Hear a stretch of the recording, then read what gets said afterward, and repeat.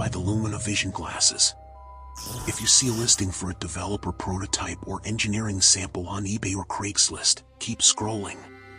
If you already bought them, do not activate the side-loaded app labeled spatial_debug_v0.9. I am recording this audio on my phone because I smashed the glasses with a hammer 10 minutes ago, but I know it's too late. The mapping is already done.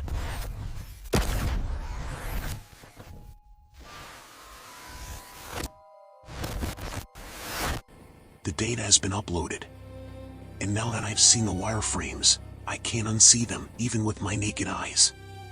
It started like any other tech review. I run a small channel where I tear down unreleased tech, usually stuff I find on liquidation sites. Last week, I scored a pair of unbranded AR glasses. They looked like standard thick-rimmed spectacles, but the build quality was insane. Carbon fiber frame, micro OLED projectors, and a sensor array that looked more advanced than anything Apple or Meta has on the market. The seller, a user named null_pointer, listed them as broken display artifacts. I bought them for $50, thinking I could fix them or at least scrap them for parts. When they arrived, they weren't broken. They were unlocked. I put them on.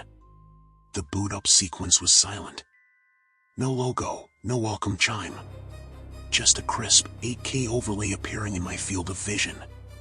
The pass-through video was perfect. It felt like I wasn't wearing glasses at all. I walked around my apartment, testing the hand tracking. It was flawless. I could pin virtual screens to my walls, watch YouTube while cooking, the usual stuff. But then I navigated to the system settings to check the specs. There was a developer menu enabled. Inside, amidst toggles for frame rate uncap and thermal throttling, there was a switch highlighted in red. It was labeled LiDAR DeepMesh Biological Filters OFF. I'm a tech guy. I know that AR glasses use LiDAR to scan the geometry of a room so they know where the floor and walls are. But biological filters? That didn't make sense. Filters are usually for noise reduction, not biology. Curiosity got the better of me. I flipped the switch. Immediately, the world changed. The vibrant color of the high-res cameras drained away, replaced by a stark, high-contrast monochrome mode. A wireframe grid appeared over everything. My couch became a mesh of green geometric lines. My coffee table, a blue rectangle. The system was showing me the raw data the sensors were seeing.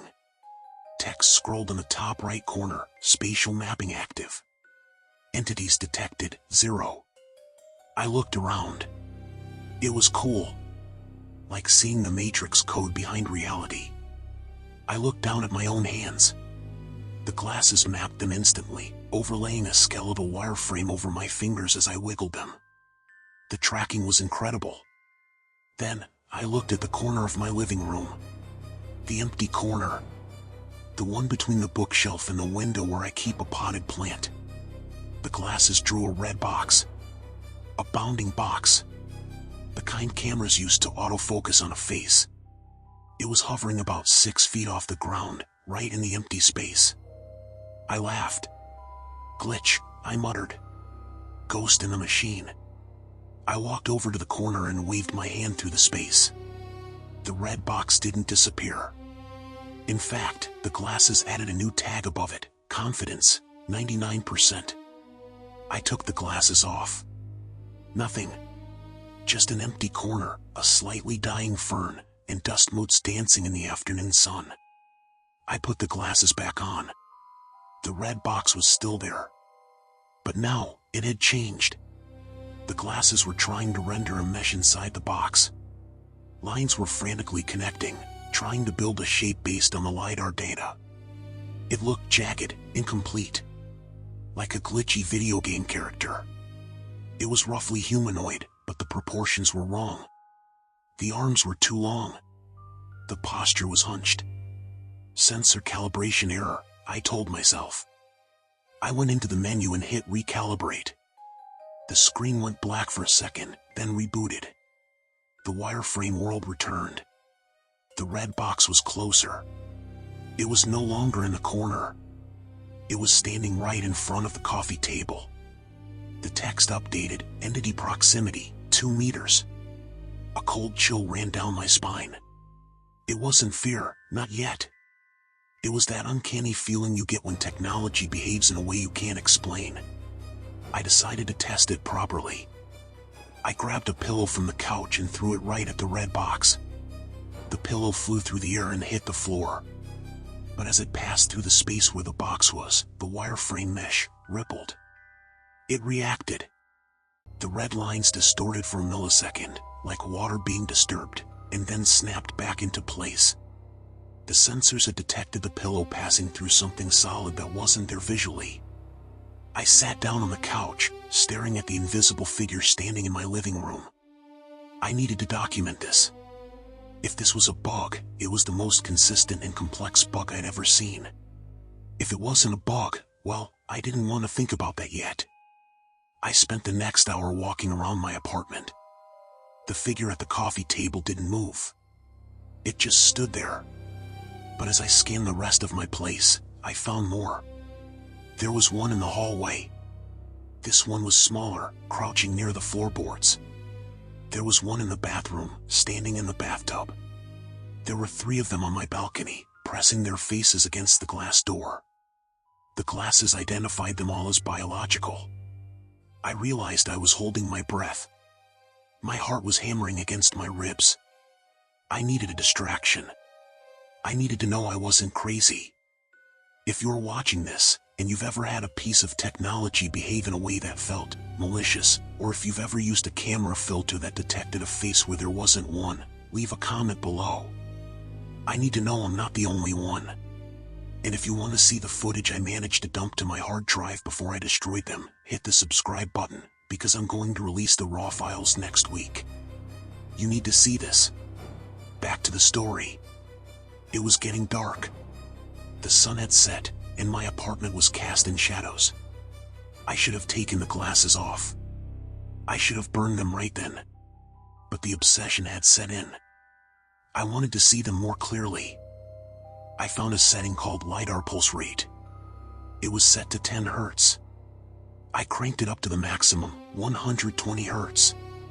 The battery warning flashed, high power consumption. I ignored it. The change was instant. The jagged, glitchy wireframes suddenly smoothed out. The refresh rate was so high that the glasses could map the subtle movements of the air, the texture of the entities. The figure by the coffee table snapped into focus. It wasn't a glitch. It was detailed. I could see the texture of its skin. It looked like rough static. I could see its face. It didn't have eyes, just smooth indentations. And it had a mouth. A mouth that was open way too wide, frozen in a silent scream. And then, it turned its head. It looked directly at me. The text in the corner changed from passive scan to target lock. The figure took a step toward me. I heard a sound, not from the room, but from the glasses' bone conduction speakers. It was a low, digital growl. A synthesized interpretation of the acoustic data the sensors were picking up. I scrambled backward over the couch. "Stop," I yelled, feeling like an idiot for talking to a hallucination. The figure in the hallway, the crouching one, stood up. It was tall. It scraped the ceiling. It started moving toward the living room. The ones on the balcony were phasing through the glass door. The LiDAR showed them simply ignoring the physical barrier of the window. They were converging. I ran to the kitchen. I grabbed a knife. Why? What was I going to do, stab a wireframe? The glasses were overheating. I could feel them burning my temples. A new warning popped up, network connection established. Uploading biometric data. I hadn't connected them to my Wi-Fi. I hadn't put a SIM card in. Uploading to the Hive, the text read. I tried to rip the glasses off, but my hands were shaking so bad I fumbled. In that split second, the main figure, the one from the coffee table, lunged.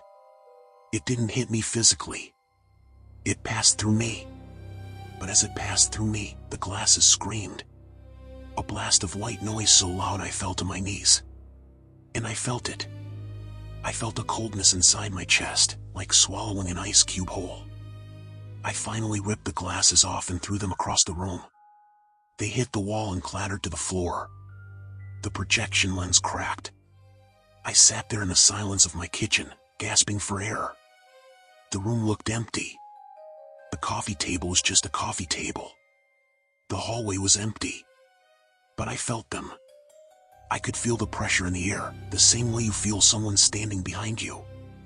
I walked over to the broken glasses. The display was flickering, half broken. I picked them up one last time, careful not to put them on, just looking through the cracked lens. The room was red. Not wireframes anymore. Solid red. The text was scrolling rapidly. Integration complete. Subject marked. Harvesting initiated. In the room was full. Not just the 5 or 6 I had seen before. There were dozens of them. They were shoulder to shoulder, packing every inch of free space in my apartment. They were all staring at me. I grabbed my hammer from the toolbox and smashed the glasses.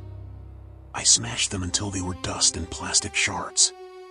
I took the battery out and punctured it, watching it smoke and burn in the sink. That was 10 minutes ago. I'm packing a bag. I'm leaving the apartment. But I don't think it matters where I go. Because as I was looking for my car keys, I glanced in the mirror in the hallway. I wasn't wearing the glasses. But for a split second, just a microsecond, I saw a red bounding box appear around my own reflection. And the text above my head didn't say user. It said host. If you have these glasses, or any device that uses LiDAR scanning, your phone, your tablet, your car's collision sensor, don't trust the empty space. It's not empty. We just filtered them out so we could stay sane. And now, the filter is off.